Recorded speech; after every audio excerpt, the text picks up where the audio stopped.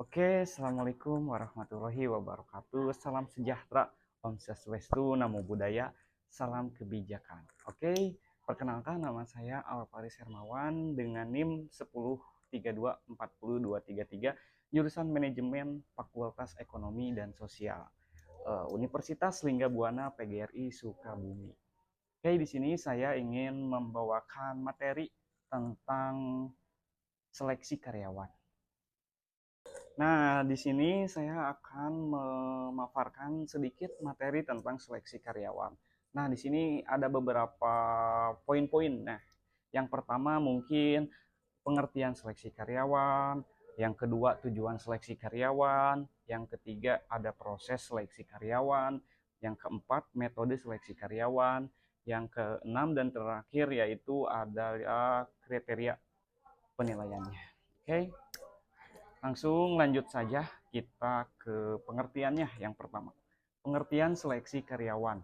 Di sini ada 3 poin yang penting, yaitu satu, proses memilih kandidat terbaik untuk mengisi posisi yang tersedia. Dan yang kedua, menilai penyesuaian pelamar dengan syarat pekerjaan. Kesesuaian pelamar. Nah, apakah pelamarnya sesuai dengan kriterianya yang dibutuhkan atau tidak. Dan yang ketiga yaitu memastikan perusahaan mendapatkan sumber daya manusia yang tepat. Oke. Selanjutnya di sini tujuan seleksi karyawan. Oke, yang pertama poinnya mendapatkan karyawan yang kompeten agar pekerjaan efektif, dan yang kedua mengurangi risiko salah penempatan atau dan turnover. Nah, selanjutnya menjaga produktivitas serta mendukung pencapaian tujuan perusahaan. Lanjut, di sini ada proses seleksi karyawan. Yang pertama yaitu penyaringan administrasi atau menilai kelengkapan dan persyaratan pelamar tersebut. Oke, kedua, tes tulis atau psikotes. Di sini mengukur kemampuan atau potensi kita buat seorang pelamar, bagi seorang pelamar. Yang ketiga, wawancara, menilai sikap, motivasi, dan kompetensi. Nah, yang keempat, tes kesehatan, yaitu memastikan kondisi fisik kandidat nih, apakah ada kekurangan atau itu mungkin bisa cocok atau tidaknya dengan pekerjaan tersebut. Oh, yang kelima, keputusan akhir, memutuskan kandidat terbaik. Nah, di sini memilih kandidat yang terbaik nih untuk mengisi kekosongan tersebut.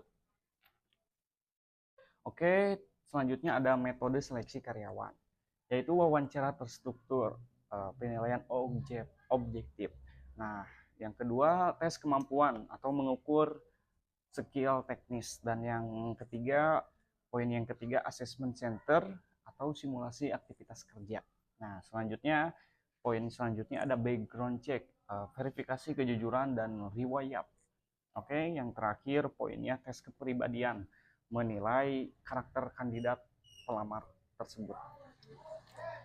Selanjutnya ada di kriteria penilaian. Nah, kriteria penilaian ini ada poin-poinnya seperti pendidikan dan pengalaman, yaitu penting dasar penilaian kompetensi. Nah, yang kedua ada hard skill dan soft skill, kemampuan teknis dan interpersonal. Yang ketiga, sikap dan kepribadian, kecocokan dengan budaya. Apakah cocok dengan budayanya ataupun dari etikanya nih ya, perlu diperhatikan juga. Nah, yang terakhir integritas dan komitmen, keandalan dalam bekerja nih, apakah seorang pelamar tersebut bisa diandalkan ketika bekerjanya atau tidak.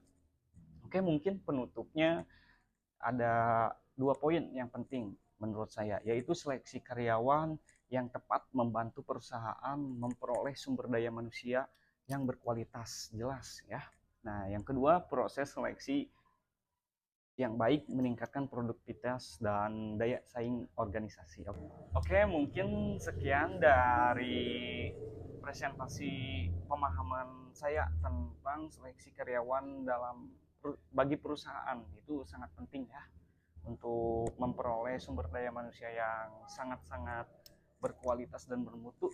Oke, terima kasih yang sudah menonton dan jangan lupa like, comment, dan share-nya. Oke, sampai jumpa di next video. Bye-bye.